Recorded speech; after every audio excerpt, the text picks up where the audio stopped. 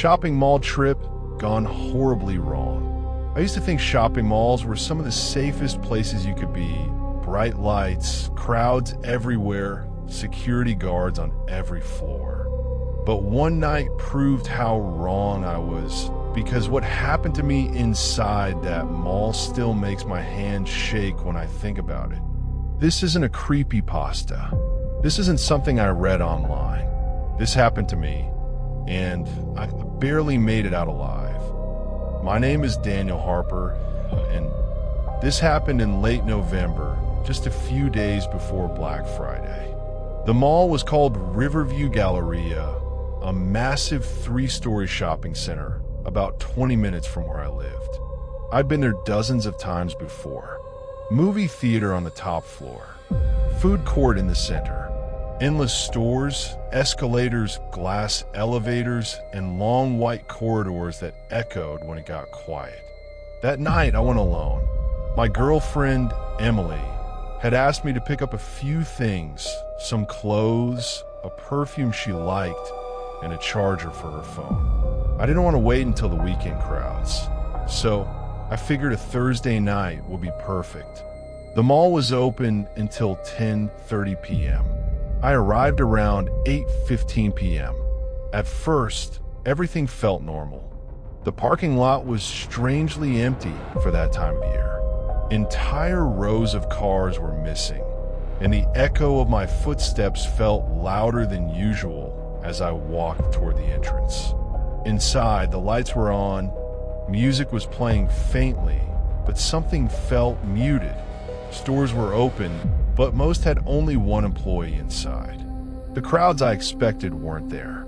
Just scattered shoppers, a couple walking hand in hand, a mom with 2 kids, a group of teenagers laughing too loudly. I remember thinking, this place feels like it's closing down for good. I brushed it off and headed toward the clothing store Emily wanted. That's when I noticed him for the first time. He was standing near a closed kiosk in the center of the mall. Mid-40s maybe. Tall, very thin, wearing a gray jacket, dark jeans, and a black baseball cap pulled low over his face. He wasn't looking at his phone, wasn't browsing stores, wasn't talking to anyone. He was just standing there, facing the corridor, and staring directly at me. The moment our eyes met, he slowly turned his head away. That should have been my first warning. I went into the store, grabbed what I needed, and checked out. It took maybe 20 minutes. When I stepped back into the hallway, the man in the gray jacket was gone. Instead, I saw him again about 30 seconds later, standing at the opposite end of the corridor, closer to the escalators. Facing me. Again.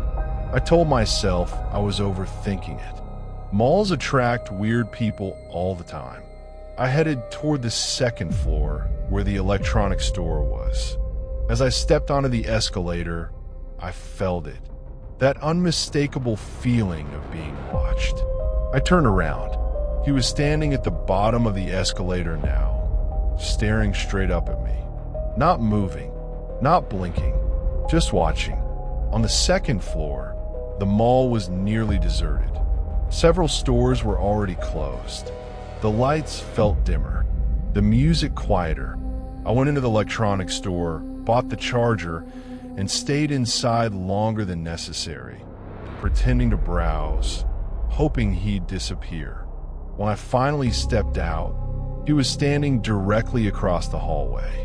This time he smiled, a slow, wide smile that didn't reach his eyes. That's when panic started creeping in. I walked faster. He walked too. Not chasing, not running, just matching my pace. I ducked into a bookstore and exited through a side door I hadn't noticed before. One mark employees only. I thought it might lead me closer to another entrance. Big mistake. The door shut behind me with a loud metallic clang. I was in a service hallway. Narrow, poorly lit, concrete walls, exposed pipes running along the ceiling. And at the far end of the hallway, I heard footsteps. Slow, heavy, coming toward me. I ran.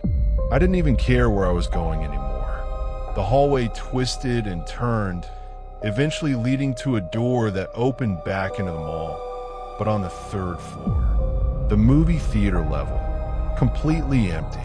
No ticket booth staff. No movie posters lit up. No sound.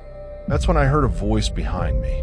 Low, calm, too close. You shouldn't be back here. I spun around. He was standing no more than 10 feet away, blocking the exit. I bolted. I sprinted past him, nearly slamming into a trash can, and ran toward the glass elevator at the far end of the floor. I hit the button over and over. Behind me, I heard him laughing. The elevator doors opened just as his hand grabbed my jacket. I ripped free and fell inside as the doors slid shut. His face was inches from glass, and he was still smiling. I ran straight to security once I reached the ground floor. They called the police. They searched them all. They never found him, but one officer pulled me aside and asked something I'll never forget. Did he have a gray jacket? Apparently, I wasn't the first person to report him.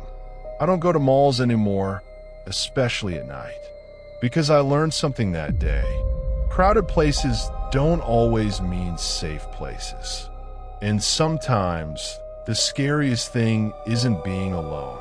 It's realizing you were never alone to begin with.